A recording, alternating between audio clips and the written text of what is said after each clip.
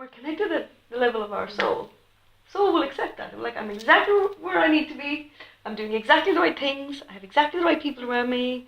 Oh, perfect. That feels for me one of the strongest things that connecting to my soul helps me to do. It helps me to just accept things as they are.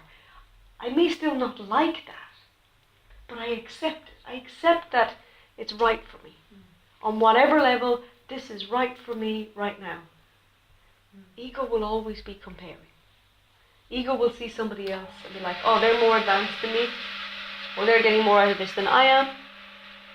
Why do they seem to get their results so easily?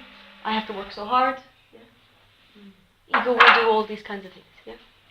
So when we engage in that kind of thinking, it will obstruct our whole process. It will obstruct our whole journey. Not only will it obstruct our journey, but it will obstruct and impact the journey of those that are connected with us. So to come in here with that energy, so to come into a meditation group like this, yeah, we're at higher level. If you come in and your intention is that you want to get high from the meditation, and everybody else wants to come in and do real connection and do their healing, the person that wants to get high, their energy can obstruct the flow for everybody else. Same with somebody comes in with any kind of stubbornness or want to have it their way, that obstructs the whole energy for everybody else also. The energy can't flow. When we can turn frustration into our fight on our own behalf, yeah? Which, when we speak in spiritual terms, we're really talking about surrender. When we stop giving energy to ego, it falls. Think of it like a dictatorship. When we stop propping up the dictatorship, it falls. It's power to the people. That's kind of what it's like, but in our inner world.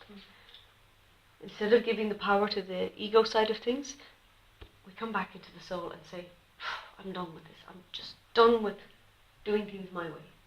I don't know what I'm doing. Every time I do things my way, it goes wrong.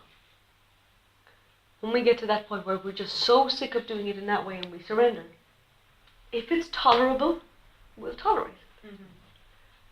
Not until it becomes intolerable do we decide to change it. Mm. Yeah. Our anger hits each other. Mm.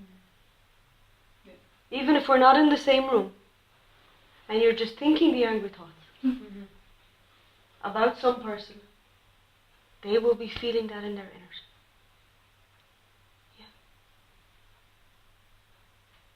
If we're thinking any thoughts of, oh, I could kill them, can't believe they did that, how dare they, they will feel that. It will hit like punches. Yeah. So we have to be so kind in our mind with ourselves first, and absolutely everybody. So ego keeps us very self-absorbed. It keeps us very self-absorbed that we don't, it doesn't let us see the impact we have on anybody else. For good or bad. Yeah. It won't let us see the good that we do and the impact on people. It won't let us see the wrong that we do and the impact on people. How we choose that we impact. Yeah. Always kindly. Always lightly. Lightly with our words. Lightly with how we are. Not always easy.